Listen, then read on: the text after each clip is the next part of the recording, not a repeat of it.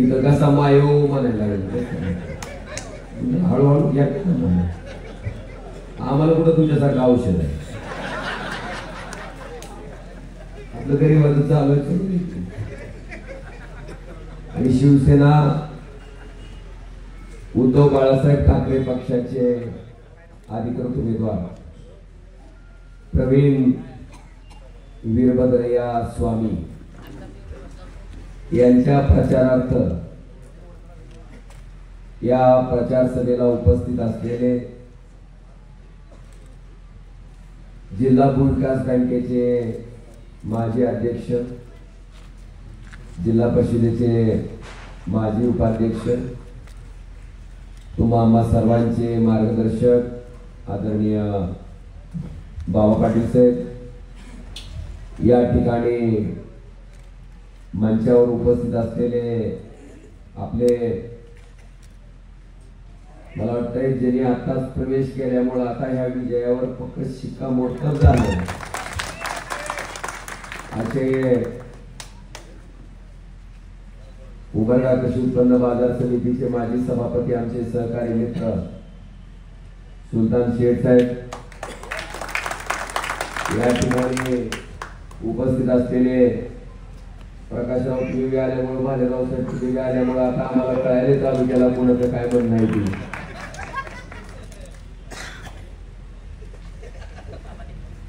व्यासपीठावर उपस्थित असलेल्या सगळ्याच मान्यवरांची थोडीशी क्षमा मागून आपल्या सर्वांचा उल्लेख आदरणीय व्यासपीठ काय अर्थ तर नाही की मामा आणि व्यासपीठाच्या समोर उपस्थित असलेले या भागातील सर्व वडीलधारी मंडळी, तरुण मित्र, जिथपर्यंत माझ्या माईकचा आवाज पोहोचतोय तिथपर्यंत घराघरातून ऐकणाऱ्या माझ्या माता भगिनी आणि बंधूंनो, सगळ्यात पहिल्यांदा मला तुमच्या सगळ्यांचं मनापासून आभार ऋण व्यक्त करायचंय की 2024 ची आताची जी लोकसभेची निवडणूक झाली, ज्या निवडणुकीमध्ये साक्षात देशाचे पंतप्रधान त्या ठिकाणी माझ्या विरोधात असताना आपल्यातले 40 बोके गद्दारी करून सुरत मार्गे गुवाहाटीला पालत पडल्यामुळं महाराष्ट्रात कमळाबाईने एक असंविधानिक सरकार त्या ठिकाणी स्थापन केलं, ज्याच्यामध्ये 1 मुख्यमंत्री आणि 2 उपमुख्यमंत्री विरोधात, त्या मतदारसंघातले 6 पैकी 5 आमदार विरोधात, पैशाची ताकद पूर्णतः त्यांच्या बाजूनं, सत्तेची ताकद पूर्णतः त्यांच्या बाजूनं, असं असताना देखील इथल्या 72 मतदारांनी मतदान करत असताना जे काम ओमराजेनं 5 वर्ष तुमचा खासदार म्हणून केलं, त्या कामावर शिक्कामोर्तब म्हणून माझ्यासारख्या सामान्य माणसाला महाराष्ट्रात क्रमांक 2 चं लीड देऊन त्या ठिकाणी लोकसभेला बोलतात. 3,29,000 मताची माझी लीड होती आणि जी सासूरवास माझा मागच्या 19 पासून 24 पासून चालू होता. मोदीमुळा आला. कमाल अशी की मोदी साहेब विरोधात असताना मोदी साहेब जितक्या मतानं खासदार झाले त्याच्यापेक्षा दुप्पट मतं घेऊन उमराजेने काय झालं. त्यामुळे आता बोलायला काय राहिलं. दुसरं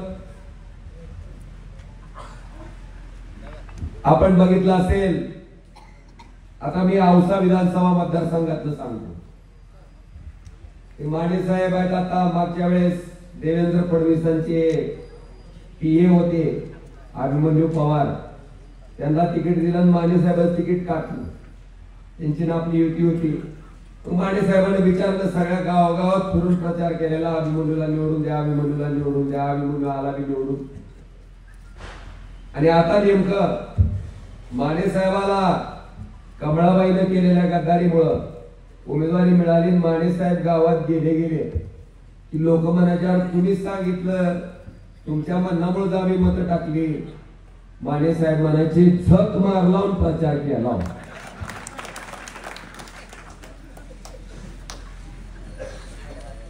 माने साहेब पुढे म्हणते की सुरुवातीला ते गाढवाचं पिल्लू बारीक होतं, गोंडच दिसायचं, गोजीर दिसायचं, म्हणून आम्ही घेऊन आलो. तुमच्या पुढे सांगितलं हे गाढवाचं पिल्लू फार छान आहे, गोड दिसतंय, त्याला आणा निवडून. आणि गंमत, गाढवाचं पिल्लू निवडून आलं आणि निवडून आल्यावर की त्याच्या मूळ गुणधर्मावर गेलं की लागलं लाथा मारायला, मागच्या बी पायानं मारायला, पुन्हा जसं जसं मोठं व्हायला लागलं तसं पुढच्या बी पायानं मारायला लागलं.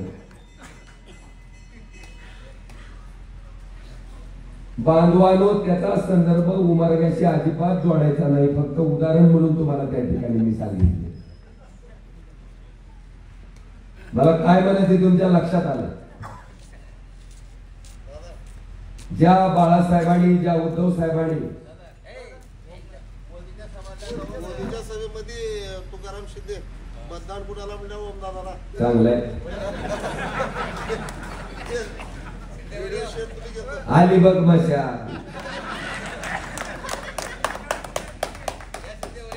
ओम राजा सगळी गंमत माहिती आहे आता काय, पण मला थोडस इतिहासात जाऊ. बाळासाहेबांनी, उद्धव साहेबांनी काय केलं? कोण रिक्षा चालवणारा माणूस होता, कोण पांढरपरी चालवणार होतं, कोण कॉलेजच्या कपाशाही शिळत होतं. अशा सामान्य माणसाला विधानसभेची उमेदवारी बाळासाहेबांनी मला वाटतं रवी सरांच्या माध्यमातून दिली. एकदा नाही, दोनदा नाही, तीनदा तुम्हाला आमदार केलं. ज्या पक्षामुळे तुम्हाला आमदार होता आलं, ज्या पक्षामुळे आमदार झाल्यावर तुम्हाला 120 कोटीची संपत्ती तुम्हाला गोळा करता आली,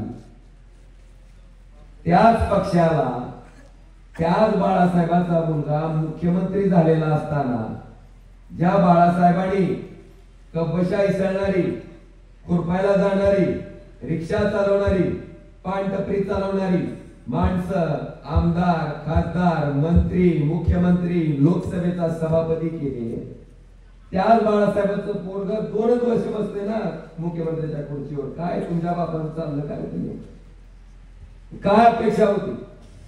त्या बाळासाहेबांच्या म्हणजेच उद्धव साहेबांच्या पाठीत खंजीर खुपसून त्यांना त्या पदावरून खाली उतरवण्यासाठी जर अशा पद्धतीचं कृत्य कित्या आमदाराने केला असेल तर येणाऱ्या 20 तारखेला त्याचा हिशोब घ्यायची वेळ बांधवावी तुमच्या सगळ्याची आहे.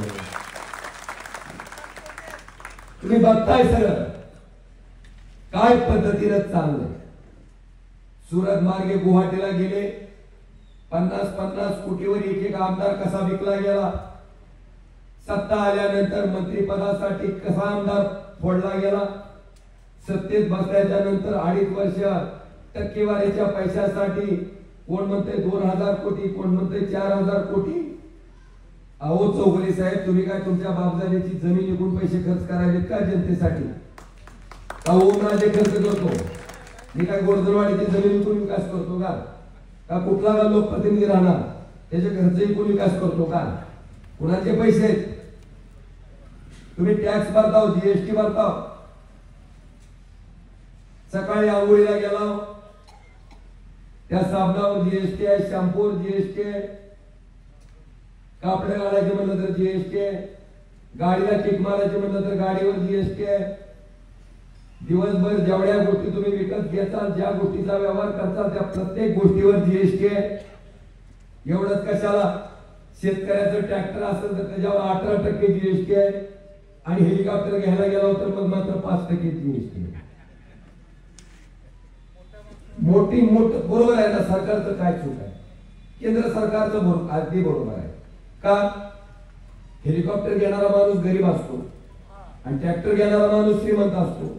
आणि हेलिकॉप्टरवर जर 18% जीएसटी लावली तर ती हेलिकॉप्टर घेणारा असं कुठेतरी वाडाचा फाटा बघून, दावा बघून फाशी घेईल.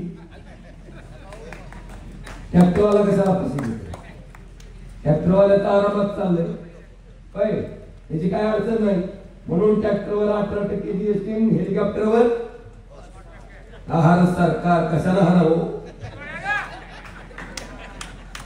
आणि या सरकारनं आपल्या जीएसटीचे पैसे, तुम्ही मला आमदार केलं, तुम्ही मला खासदार केलं, म्हणून मी सरकारला मत टाकलं, म्हणून सरकार तयार झालं आणि सरकारनं तुमच्याकडून टॅक्स गोळा केला आणि त्या टॅक्सच्या पैशातून आम्ही तुमचा विकास केला.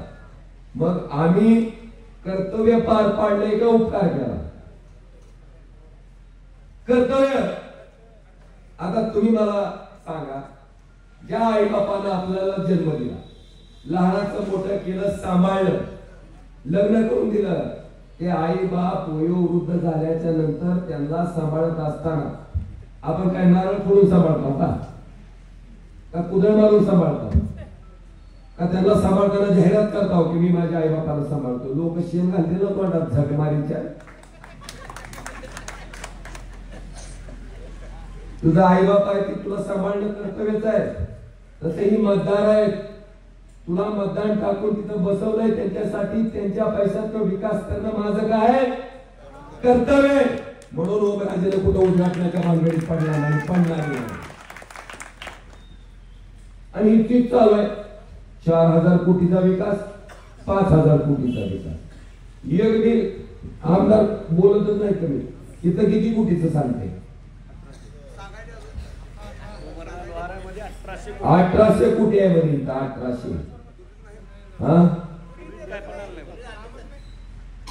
कस काय? अरे बघा कुठल्या तर घरात पडलेला असेल तुम्हाला. 1800 कोटी. तिथला 1800 भोकत आहे. औषधवालं 4000 कोटी भोकत आहे. त्याच्या पलीकडे तुळजापूरची तर लय गमत आहे की 5000 कोटी भोकत आहे. त्याची तर कमाल करावी तेवढी कमी. रेल्वे विभाग कोणाकडे असते? व रेल्वे केंद्राकडे असते का नाही? त्या राणा पाटलाला सांगा हो तेवढं रेल्वे केंद्राकडे असते म्हणून. तिचं तर उद्घाटन करू नको म्हणायचं. त्याचं बी उद्घाटन. त्या रेल्वेची बी कुदळी चालतंय, नारळ वीज पडतंय. आता उद्या जर तुळवरीच्या एखाद्या मशिनरी हिडकू झालं,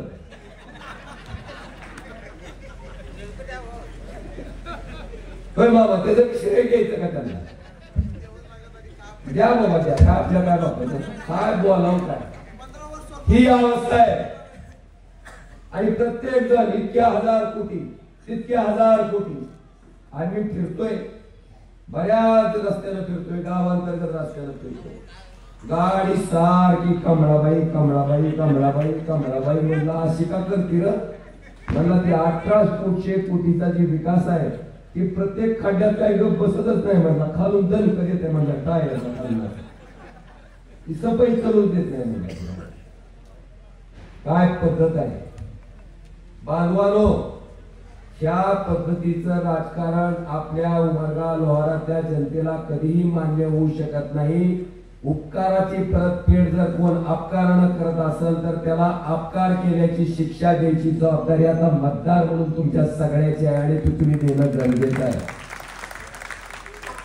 आता माझ्या पूर्वीच्या वक्त्यांनी सांगितलं, ते सारखं म्हणतंय भाषणात, तिकडं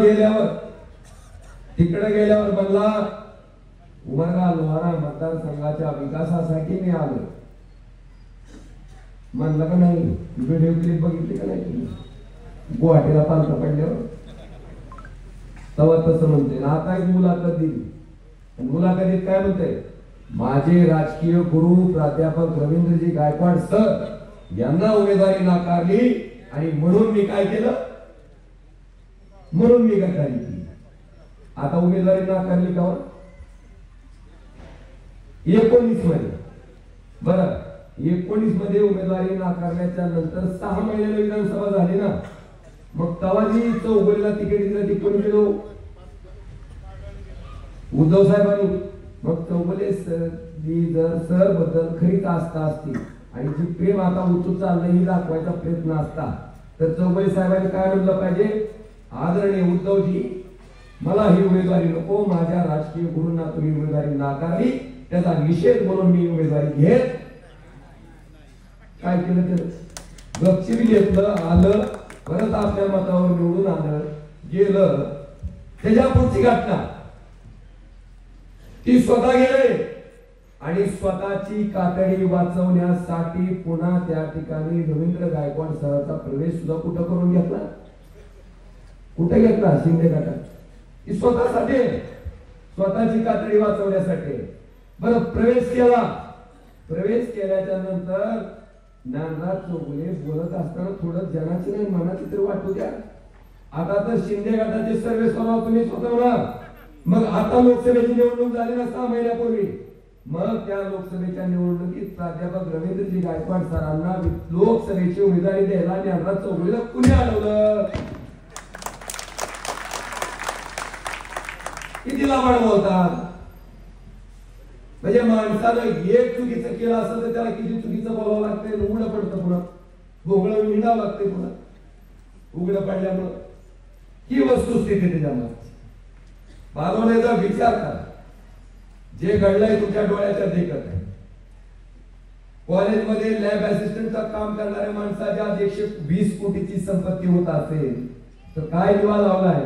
मला वाटतं ह्याचा अंदाज तुमच्या सगळ्याला आला असेल. आणि त्याच्या पैशाचा माज आला, मस्ती आलेली आहे त्या पैशाची, आणि ती मस्ती ही गद्दारी करायला लागली. मी म्हणून लोकसभेच्या निवडणुकीत तुमच्या सगळ्याला सांगितलं होतं, तुमच्या सगळ्याच्या आशीर्वादावर, की बांधवानो, चौगुले आता तू आमदारकी विसर. खायचे ते 50 ठोके, जगायचं ते 50 ठोके, दुसरं तुम्हाला त्या ठिकाणी काहीही मिळणार काय? बॉलिंग टाकतील काय?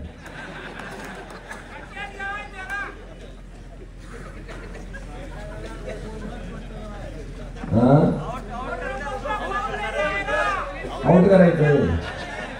तुमचा ही जोश घ्यायला असा शांत ठेवा आणि 20 तारखेपासून शांततेत आणि मतदान यंत्र आलं की शांततेत जाऊन बटन दाबायचे. लय मार लागते बेटा, तुम्ही काळजी करू नका. मशालीचं बटन दाबलं की ज्यांना लागायचं तिथं. बांधवानो, इथं आता एक नरेटिव्ह पसरवायला चालू, जातीपातीचा नरेटिव्ह. मला तुम्हाला सगळ्याला विचारायचं, ओमराजे मागचं 5 वर्ष खासदार होता. ओमराजेनं तुमची माझ्याकडे काम सांगितल्यावर तुमची जात विचारली का? तुमचा धर्म विचारला का? तर सोडा, तुमचा पक्ष विचारला का? तुमचं गाव मला प्लस राहिले का मायनस राहिले विचारलं का? तुम्ही मला मतदान टाकले का विरोधात टाकले विचारलं का? अजिबात नाही. माझ्या समोर येणाऱ्या प्रत्येक माणसाचं काम करणं हे ओमराजेचं कर्तव्य असं समजून 5 वर्ष ओमराजेनं काम केलं. त्याच्यामुळे रस्त्या दलिंदर फेक नरेटिव्ह मध्ये कोण मला अडकवायचा प्रयत्न करू शकत नाही. ओमराजेचं काम 5 वर्ष तुम्ही सगळ्या लोकांनी बघितलंय. आणि बांधवानो, मी प्रामाणिक आहे. माझ्या 5 वर्षातला पूर्ण वेळ, पूर्ण क्षण, पूर्ण रात्रीचा दिवस मी सामान्य माणसाच्या कामासाठी खर्ची घातलेला आहे, सामान्य माणसाच्या उन्नतीसाठी खर्ची घातलेला आहे. माझा कुठलाही कारखाना नाही, माझी कुठलीही संस्था नाही, माझा कुठलाही व्यवसाय नाही. माझा 24 तासातला 24 तास वेळ तुमच्या अडचणी सोडवण्यासाठीच घातलाय. आणि त्याच ताकदीवर मला वाटतंय मी महाराष्ट्रात क्रमांक 2च्या मताधिक्याने निवडून आलो. आज माझी विनंती आहे आपल्याला की उमेदवार प्रवीण स्वामी सर जरी असतील तरी उमेदवार ओमराजे निंबाळकर आहे असं समजून बांधून त्या ठिकाणी मतदान करा. का? तिची खात्री मी दिली. आम्हाला सुद्धा 50 कोट्याचा 100 कोट्याचा माणूस भेटला असताना उमेदवार म्हणून भेटत नव्हता का? का दिलाय माणूस सामान्य? त्यानं 50 कोटी घालून आमच्याकडे यायचा आणि तीच आमचा मालक व्हायचा, पुन्हा तीच आमचा व्यवहार करायचा. जसं ह्यानं व्यवहार केला पक्षाचा तसा. आम्ही कोण दिलाय? ज्या माणसाला नीतिमत्ता काय असते हे कळतंय, ज्या माणसाला योग्य काय अयोग्य काय ही कळतंय, ज्या माणसाला उपकार कळतो, ज्या माणसाला शिवसैनिकाचं दुःख कळतं, ज्या माणसाला शिवसैनिकाच्या मताची किंमत कळते, असा एक प्राथमिक शिक्षक, ज्या शिक्षकाला राज्य स्तरापर्यंतचा आदर्श शिक्षक पुरस्कार मिळालाय, असे त्या ठिकाणी प्रवीण वीरभद्रया स्वामी नावाचे शिक्षक तुम्हाला उमेदवार म्हणून बांधवानो दिले. या माणसाकडं पैशाची ताकद नसाल, पण रोटरीचा अध्यक्ष म्हणून काम करताना 26 वर्ष त्या माणसानं प्रामाणिकपणे काम केलंय. जवळपास 33 वर्ष त्यांच्या आजोबांनी इथे शिक्षक म्हणून त्या ठिकाणी काम केलंय. असा सामान्य कुटुंबातला सामान्य माणूस, जो ओमराजे जसा तुम्हाला 24 तास उपलब्ध आहे, त्याच पद्धतीनं प्रवीण स्वामी सुद्धा 24 तास उपलब्ध असतील आणि तुमच्या अडचणी, तुमची कामं सोडवायचं काम प्रवीण स्वामींच्या रूपाने त्या ठिकाणी होणार आहे. असा उमेदवार बांधवाने त्या ठिकाणी दिला. आज आपण बघतो मराठा आरक्षणाचा विषय ऐरणीवर आहे का नाही? मराठा आरक्षणाच्या बाबतीत एक मनोजदादा जरंगेच्या रूपाने एका सामान्य कुटुंबातलं नेतृत्व त्या ठिकाणी या आरक्षणाचं नेतृत्व करते, ही फार मोठी गोष्ट आहे. आणि मनोजदादा किती प्रामाणिक नेतृत्व आहे त्यांच्या वागण्यात तरी वारंवार दाखवून दिले बांधवांनो. त्यांच्या पाठीमाग कोट्यावधीच्या संख्येनं मराठा समाज बाहेर पडला. त्यावेळेस मनोजदादाकडं 2-2 जजेस पाठवायचे, मनोजदादाकडं सचिव पाठवायचे, मनोजदादाकडं मंत्री पाठवायचे. त्यांना तुमची मागणी काय आहे ती सांगा म्हणायची. मागणी घ्यायची. मागणी मान्य करणं गेल्याच्या नंतर ते त्या ठिकाणी मुंबईला गेले. मुंबईला सांगितलं की आम्ही कायदा तयार करायला लागलो. कच्चा कायद्याचा कागद दाखवला त्यांना. छत्रपती शिवाजी महाराजांच्या पुतळ्याची शपथ त्याच एकनाथ शिंदेनं घेतली आणि शपथ घेऊन मनोज दादाला फसवून दिलं का आरक्षण? दिलं का? आणि आता त्यांच्याच पक्षाची गद्दारी केलेले कोणी लागले. तुम्ही खरं तर म्हणतो ज्ञानराज नावाचा अपमान आहे, अपमान आहे. आता मला सांगा, मी जर 50 कोटी घेऊन आलो असतो, इथं मोठलट भाषण करायला लागलो असतो, तर इथं ती बारकं बसलेलं लाल शर्ट घातलेलं पोरग सुद्धा मला म्हटलं असतं, काय बोलायला लागलं रे फोकेवाले. त्यानं बोलायला माझी ताकद आहे काय बोलायची? उत्तर देऊ शकतो का त्याच्या प्रश्नाला? मी अजिबात देऊ शकत नाही. का? अरे तुम्हीच भ्रष्ट आहे, कशावर बोलायला लागले? पटत नसते. ह्या पद्धतीनं वागणूक असलेला माणूस फक्त पैशाच्या ताकदीवर तुमची मतं घ्यायचा प्रयत्न करतोय. द्याचाल तुम्ही ठरवायचं की तुम्हाला असली गद्दारी लाचारी करून स्वतःची घरं बांधणारी माणसं पाहिजे का प्रवीण स्वामी सारखा प्रामाणिक शिक्षक की ज्या माणूस तुमच्यासाठी त्या ठिकाणी 24 तास उपलब्ध असेल असा शिक्षक पाहिजे. बांधवांनो मला विचारायचंय, शेतकरी किती आहे तो जरा हातवर करा बरं.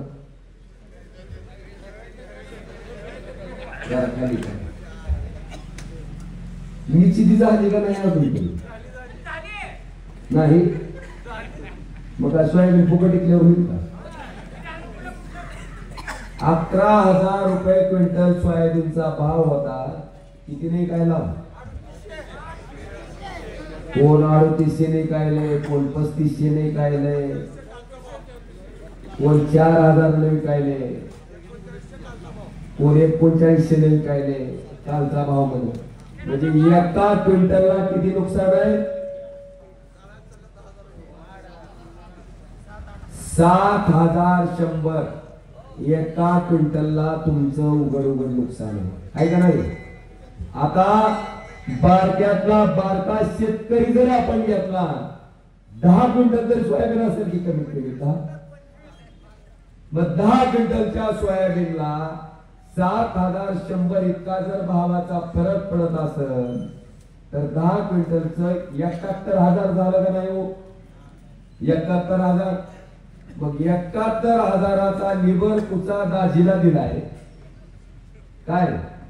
71,000चा निबर कुचा दाजीला दिलाय आणि तीच माकड फोन करून विचारते लाडक्या बहिणीचे 1,500 आले.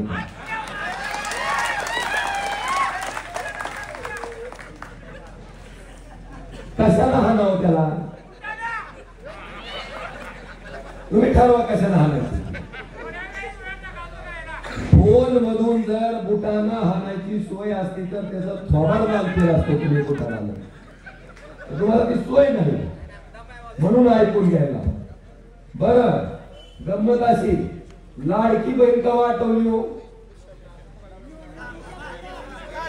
आता निब्बर कुचा निब्बर रुग्ण पाटाळात जेव्हा बसलं लोकसभेचं तेव्हा कोण आठवली? लाडकी बहीण नाही. आता आपली लाडकी खुर्ची धोक्यात आहे आणि लाडकी खुर्ची वाचवायचं असेल तर काय करावं लागेल? लाडकी बहीण. मग ही लाडकी बहीण योजना आहे का लाडकी खुर्ची योजना आहे? बांधवानो तुम्ही ठरवा. तुम्ही ठरवा. मी सुद्धा एकनाथ शिंदे साहेबांचं हित आणून मोठाला ठार घालून सत्कार केला असता. कधी? तुम्ही उद्धव ठाकरे साहेब मुख्यमंत्री झाल्या जसं उद्धव साहेबांनी 2 लाखाची कर्जमाफी दिली ती एका अंताच्या ठशावर ना मेळावा घेतला, ना जाहिरात केली, ना फोन लावून विचारलं की तुमची 2 लाख कर्जमाफी झाली का? प्रामाणिक उद्देशानं प्रामाणिक भावनेतनं उद्धव ठाकरेंनी तुमची कर्जमाफी करून टाकली. निवडणुकीला फायदा होतोय का नुकसान होतंय बघितलं नाही. अशीच तुम्ही जर लाडकी बहीण एकनाथ शिंदे साहेब ज्या दिवशी मुख्यमंत्री झाले त्या महिन्यापासून चालू केली असती तर आम्ही सुद्धा तुमचा सत्कार हिता आणून केला असता. म्हणजे हे सरकार कामापुरता मामा आणि टाकापुरती त्यांच्या पुंगीत बी खरा टाकायचं काम आता महाविकास आघाडीने केलंय. महाविकास आघाडीचं सरकार 23 तारखेला 100% येणार आहे. तुम्ही सगळेजण आणणार आहोत आणि ते सरकार आल्याच्या नंतर लाडक्या बहिणीचं अनुदान 1,500 रुपयावरनं 3,000 रुपये करायचा निर्णय महाविकास आघाडीचा जाहीरनाम्यात. एवढंच नाही का प्रवीण गुरुजींना निवडून द्यायचंय? एक मत महाविकास आघाडीचं सरकार बनवण्यासाठी आमदाराच्या रूपानं प्रवीण स्वामींच्या रूपानं पाठवायचंय. का तर 3 लाख रुपयापर्यंत शेतकऱ्याचं सरसगट कर्ज माफ हे महाविकास आघाडीच्या सरकारच्या माध्यमातून. का मत टाकायचं? तुम्ही ती बारकं कार्ड घेऊन जाता का नाही 5 लाखाचं? आयुष्मान तुम्ही दवाखान्यात गेला, डॉक्टर म्हणते आमचं दवाखाना स्कीम मध्ये नाही, निघाला घरी पुढच्या दवाखान्यात. पुन्हा त्या दवाखान्यात गेल्यावर ती म्हणते हे आजार बसत नाही की आमच्या योजनेत. पुन्हा पुढे गेल्यावर किंवा ऑपरेशन होत नाही, ही गोळ्या मिळत. आता आजार काय सरकारची योजना बघून होते का? आजारी आपण पडत असताना सरकारची योजना बघून आजारी पडतो का? त्या 5 लाखाच्या कार्डचा उपयोग होत नसेल तर ती काय कपाळात आणायला केलंय का? महाविकास आघाडीनं तुमचा 25 लाख रुपयाचा आरोग्य विमा उतरवलाय, त्याच्यात कुठलाही आजार वगळलेला नाही. बांधवांनो ह्याच्यासाठी प्रवीण स्वामींना मत टाकायचं. आणि जे शेतकरी रेग्युलर कर्ज भरणा करते त्यांना 50,000 रुपये अनुग्रह अनुदान हे महाविकास आघाडीचं सरकार आल्याच्या नंतर मिळणार आहे. आमच्या बहिणीला आता प्रवास 50% सवलत आहे. महाविकास आघाडी 100% सवलत महिलांच्या प्रवासासाठी त्या ठिकाणी देणार आहे.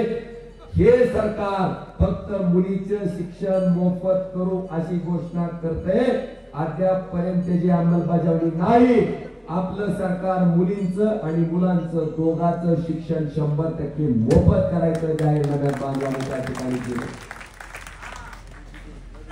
आणि म्हणून ही पंचसूत्री घेऊन महाविकास आघाडीचं सरकार आपल्या सगळ्यांच्या समक्ष. आता ह्याच्यात योग्य बाजू कोणती ना अयोग्य बाजू कोणती तुम्हाला ध्यानात येते का नाही? होय भाई और बहनों,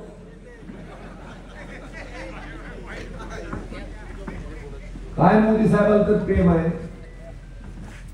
आपलं दूध किसान की आमदनी दुगनी होगी. झालं का दुप्पट उत्पन्न तुमचं? झालं का? दुधाची तीच परिस्थिती आहे, सोयाबीनची तीच परिस्थिती आहे. कांदा फक्त पांढरा चलते, पांढरा कांदा निर्यात आहे का? गुजरात मध्ये पिकतंय. लाल कांद्याला का गुजरात मध्ये पिकत? मग मोदी साहेब तुम्ही महाराष्ट्र गुजरातचे पंतप्रधान आहात का देशाचे? दुसरं, वेदांता फॉक्सकॉन नावाचा प्रकल्प ज्याच्यातनं 2 लाख पोरांना नोकऱ्या आपल्या पुण्यात मिळणार होत्या, कुठं नेला? गुजरात. 2 लाख पोरांना मिळणाऱ्या नोकऱ्याच्या संध्या कुणामुळे बुडाल्या? आणि हे रोजगार घेऊन जाताना मला तुम्हाला विचारायचंय की हे कालचे इथं भाषण करायला आलेले एक गाडीवाले गुवाहाटीच्या पाया पडायला जाते सारखे की, आणि 2 उपमुख्यमंत्री एक शब्दानं तरी बोलले का हो? आणि एकनाथ शिंदे साहेब काय म्हणते? ह्याच्यापेक्षा मोठा प्रकल्प मोदीजी आपल्याला देणार आहे. आणि म्हणून म्हणलं काय एकादशीचा काशीफळ भोपळा आहे का? म्हणलं अजून तर नाही मिळाला. बांधवानो, प्रकल्प घेऊन जात असताना उद्धव ठाकरे मुख्यमंत्री असते तर मोदीची हिंमत झाली असती का महाराष्ट्राचा प्रकल्प तिकडे न्यायची? ह्याच्यासाठी स्वाभिमानी मुख्यमंत्री त्या ठिकाणी महाविकास आघाडीच्या माध्यमातून आपण निवडून देणं गरजेचं आहे. आज मला आपल्या सगळ्याला विनंती करायची आहे कि भाई और बहनों, 70,000 करोड़ का घोटाला किसने किया? माझं वाक्य नाही, कुणाचं आहे? आणि त्या अजित पवारांना शिक्षा करणं ही मोदीची गॅरंटी आहे. ही वाक्य कुणाचं आहे? मोदी साहेबांचंच आहे. मग मला तुम्हाला विचारायचंय, काय शिक्षा केली अजित दादाला? कमळाबाईच्या मंत्रिमंडळात उपमुख्यमंत्री पद आणि खातं कोणचं? अर्थ खातं का? त्यांना खायचं लय चांगलं आहे. ते म्हणजे 70,000 कोटी खाणारा माणूस आहे म्हणजे एवढं चांगलं दुसऱ्याला कसं? ही अवस्था आहे सरकारची. आता काल मुंबईची सभा बघितली असेल तुम्ही, मोदी साहेब खुर्च्यालाच भाषण देत होते, पुढच्या स्वतः आहे बघितलं नाही तुम्ही कालचं मुंबई? हे तुम्ही ठरवा आता. यामुळं तुमचा मूड त्यांच्या लक्षात आला. फक्त एक कमी आहे त्यांच्याकडे, आमच्याकडे नाही. कोणचं? दाम नाही जात, खोके घेतले नाही तो कुठून आणायचे आम्ही. पण आता दिलेले 100 रुपये, पुन्हा दिलेले 20 रुपये, मी तुम्हाला सांगतो या 120 रुपयामध्ये एवढी ताकद असती जी 1200 कोटी मध्ये पण त्या ठिकाणी मिळू शकत नाही. बांधवांची मोठी किंमत आहे 120 रुपये. आणि या सगळ्या बाबीचा सत्सद विवेकबुद्धीने विचार करून उद्या येणाऱ्या 19 तारखेला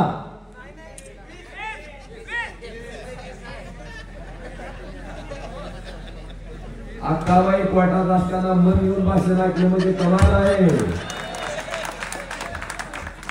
कमाल आहे अक्काबाईची आणि अक्काबाई असताना ऐकणाराची.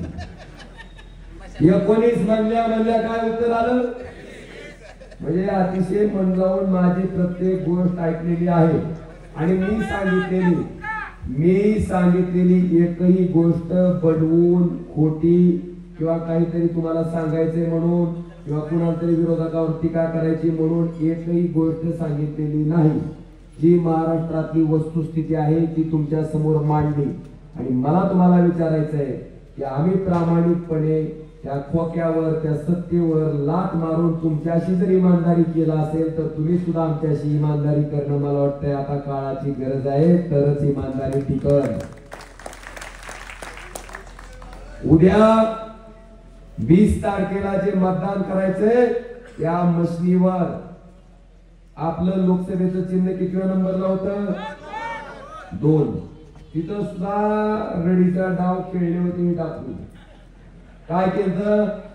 1 नंबरच्या मशीनवर 2 नंबर माझं नाव ओमराजे निंबाळकर, चिन्ह मशाल. आणि 2 नंबरच्या मशीनवर 2 नंबरलाच एक मंगरुळचा कळंब तालुक्यातला निंबाळकर हुडकून आणला होता आणि त्याला उभा केलं होतं. त्याचं चिन्ह चिमणी. तुम्हाला सांगतो, चिमणी मशाल जर बाजूला ठेवली तर सख्या भावासारखी दिसायची. हे बोमल्ल यांच्यासारखं गेलं जोश मधील हालत चिमणीवर मतदान झालं. 20,000 मतं चिमणीनं घेतली. किती? 20,000 मतं घ्यायचा काही संबंध नाही त्या उमेदवाराचा.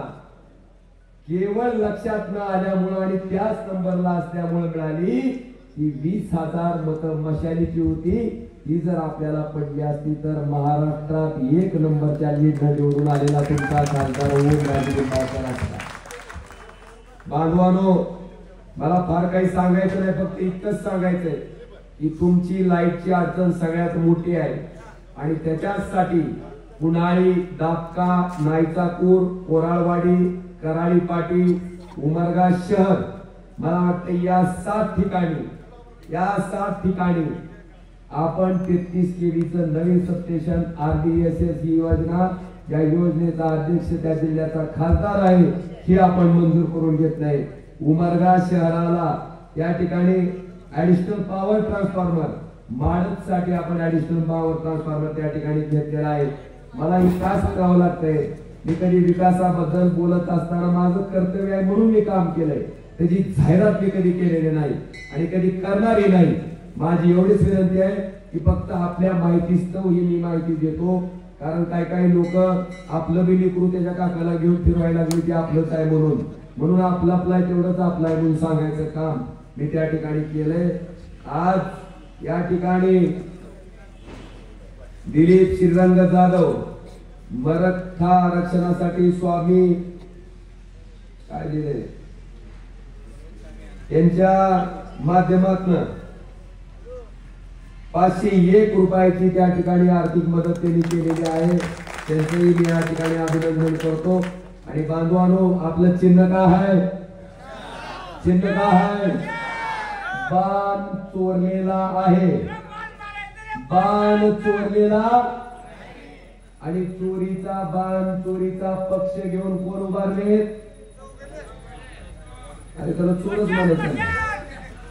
चोरीचा माल विकत घेणे आणि चोरीचा माल वापरणे दोन्ही बी गुन्हा आहे का नाही? आहे का नाही? मग त्याला काय म्हणलं पाहिजे आपण? म्हणून रावणानं सुद्धा बाण उचलायचा प्रयत्न केला, पण बाण कुठं पडला होता तुम्हाला माहिती आहे. तुम्हाला चांगलं माहिती. याचा विचार करा. आणि बाण चोरीला गेल्यामुळे आपल्या पक्षाचं चिन्ह काय आहे? चिन्ह काय आहे? कितव्या नंबरला आहे? कितव्या नंबरला आहे? 2 नंबर पुढच्या मशालीचं बटन दाबा आणि ह्या तालुक्यातली गद्दारी काढायचं काम बाजूवाडू 20 तारखेला करा ही विनंती करतो आणि आपल्या सगळ्यांची रजा देतो. धन्यवाद. जय हिंद, जय महाराष्ट्र. धन्यवाद सर.